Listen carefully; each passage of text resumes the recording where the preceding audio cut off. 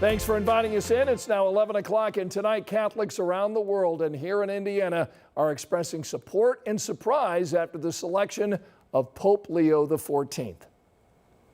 It's tremendous. It's really great. Who knew? Like everybody said, that you can never have an American Pope and hear how God works. Leo was born Robert Prevost in Chicago, but he spent his career as a missionary in Peru. The crowd gathered in St. Peter's Square today and erupted in cheers when they announced his election. This came on the fourth vote by the members of the papal conclave. The new pontiff talked to the crowd in Italian and Spanish.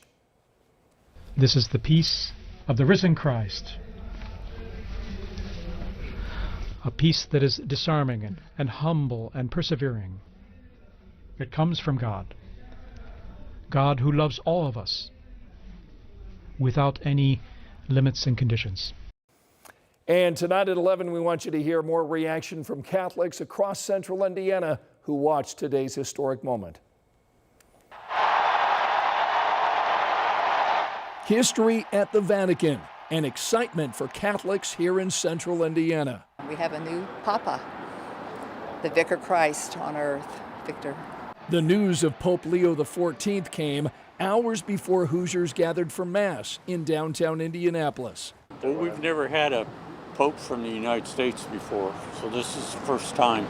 Many of these Hoosiers had watched the coverage Thursday afternoon. But I'm glad to hear about the new Pope. That was great news, and it was a lot faster than I thought it was going to be.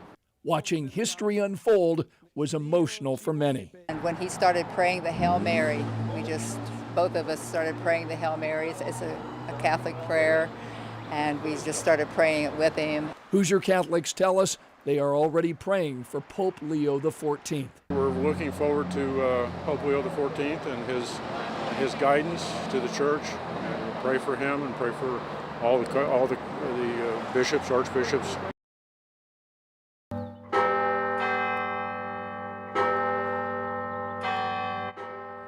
The bells at the University of Notre Dame ringing in celebration of the new pope.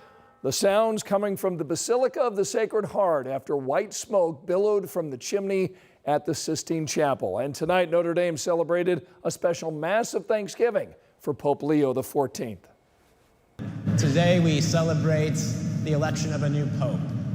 As we celebrate this Mass, we pray in a special way for Pope Leo, that God would grant him the wisdom that he needs to serve the people of God, and to be a bridge builder in our world today between heaven and earth and between us, among us. And Hoosiers marking the selection of the new pope right here in Indiana. But we also talked with one Hoosier who is at the Vatican for this big moment today. Christina Mori is from Indianapolis. She told us she made a last-minute decision with her mom to celebrate Mother's Day weekend by going to Rome for the conclave. What timing? Yeah, I mean, we were all the group of us were sitting in the square. Most of us have been hanging out there all day. We weren't expecting it to be white smoke at the end of the day. We all had a feeling that maybe it was going to be one more vote at least.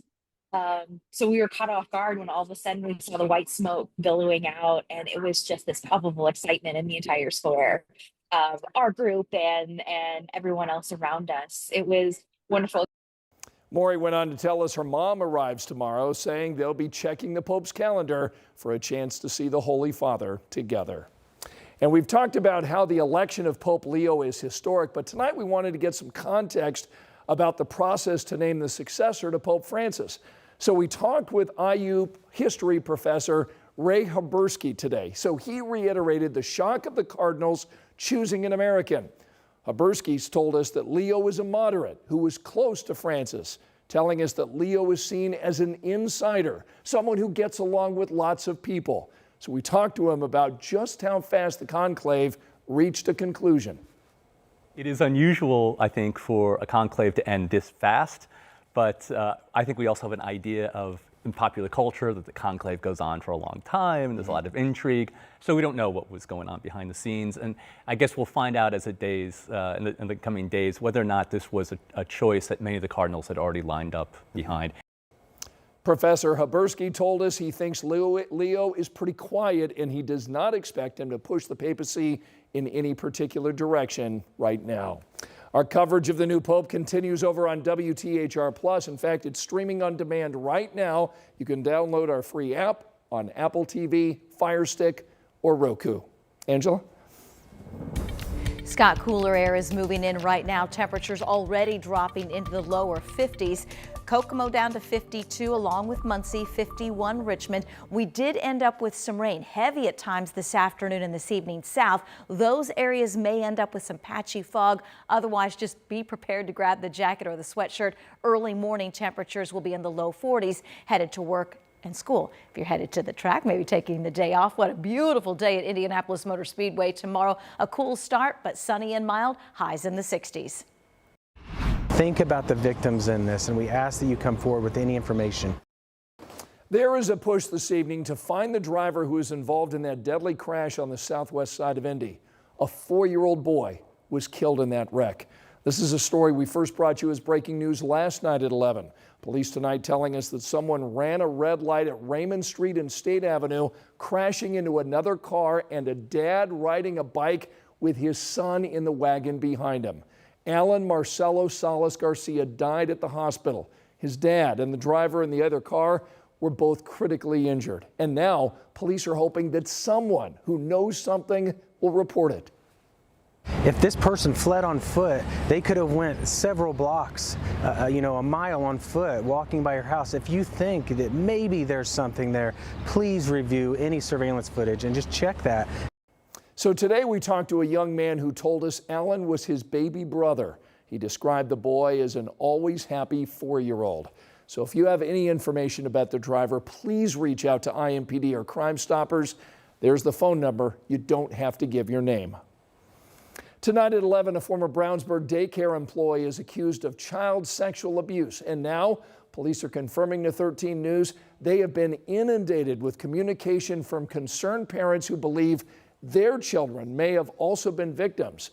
Just tonight, in fact, we've learned that investigators are now working on a new complaint with additional charges and victims. Court documents in this case say a teacher notified DCS about allegations last month, but those allegations date back to April of 2024. Investigators say the ex-worker, Gabriel Garner, asked girls as young as 5 to touch him inappropriately. The documents claim that management knew about those alleged incidents for months and never reported them as required by law. This morning, Indiana State Police and FSSA ordered the director to close that center.